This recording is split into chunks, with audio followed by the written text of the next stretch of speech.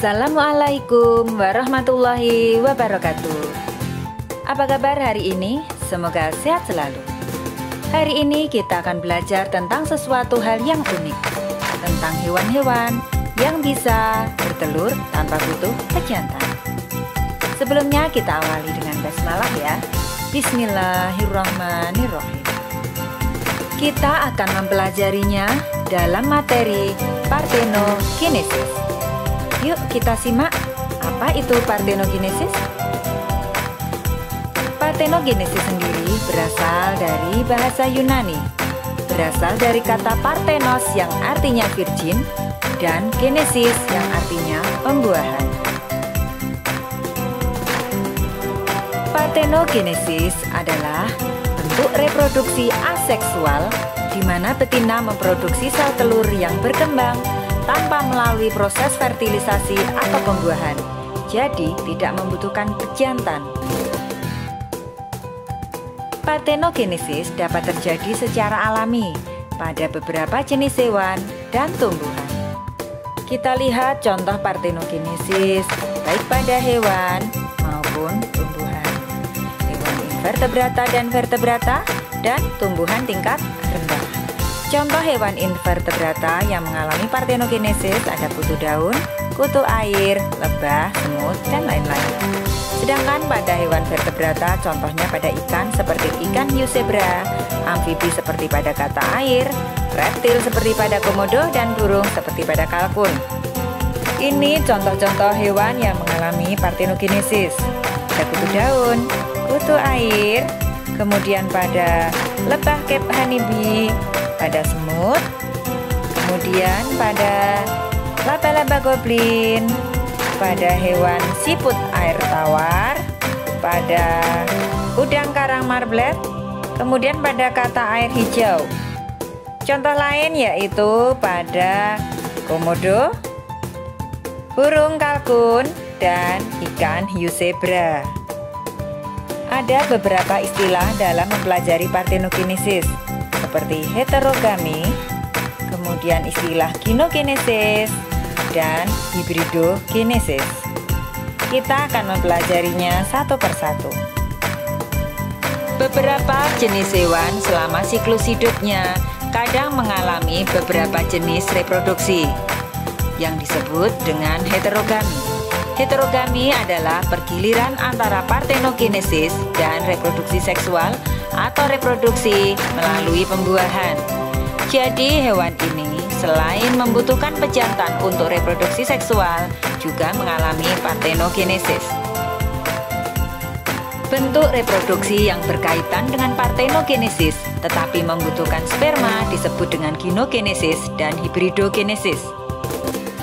Pada peristiwa gynogenesis, keturunan dihasilkan dengan mekanisme yang sama seperti pada parthenogenesis.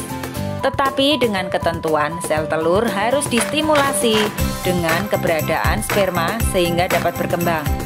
Bagaimanapun juga, sel sperma tidak memberikan kontribusi material genetik apapun kepada hasil keturunannya.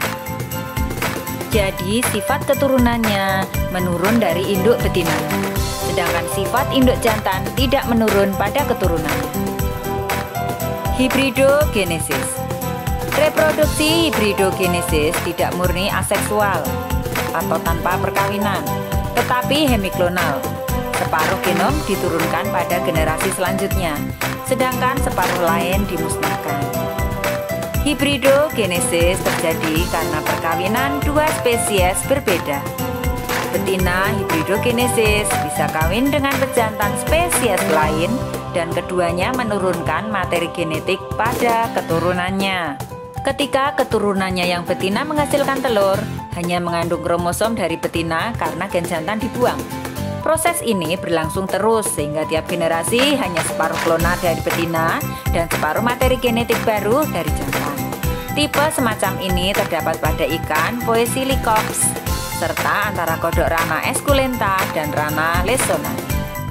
Lebah selain mengalami reproduksi seksual juga mengalami reproduksi aseksual dengan cara parthenogenesis.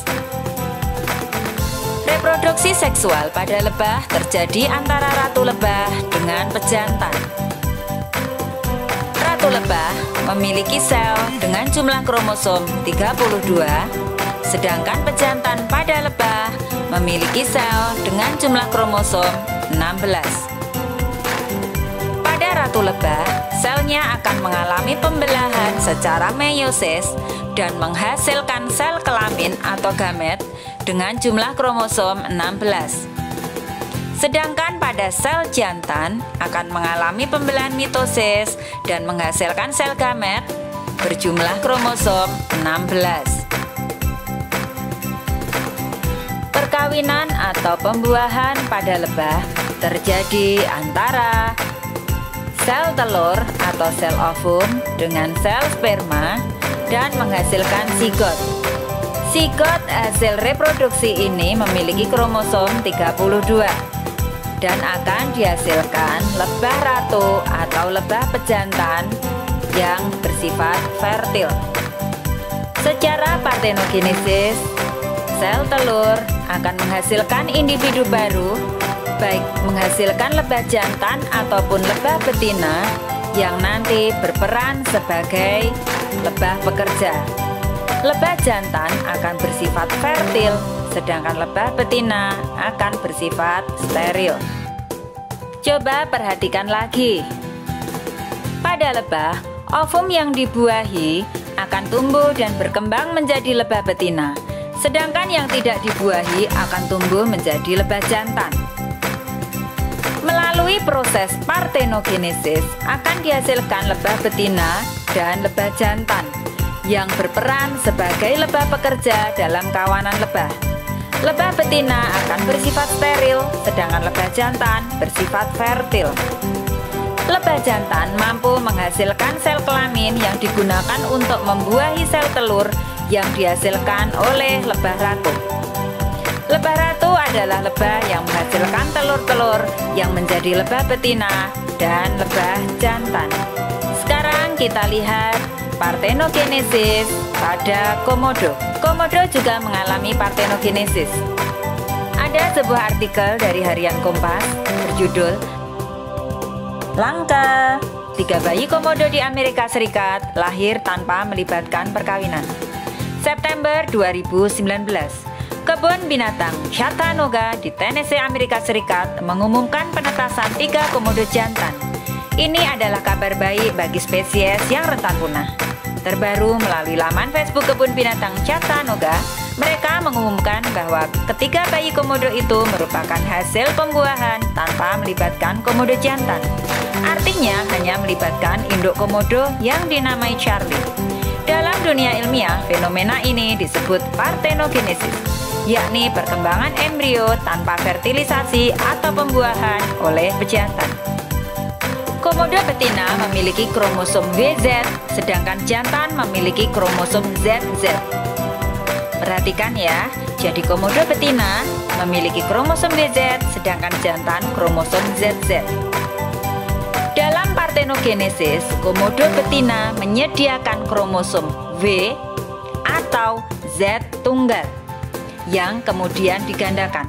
Karena dalam proses partenogenesis tidak membutuhkan jantan, jadi ketika partenogenesis terjadi, induk hanya bisa membuat telur berkromosom WW atau ZZ. Telur dengan kromosom jenis kelamin WW tidak dapat berkembang, sehingga hanya menyisakan telur kromosom ZZ dan hanya bisa menghasilkan bayi komodo jantan.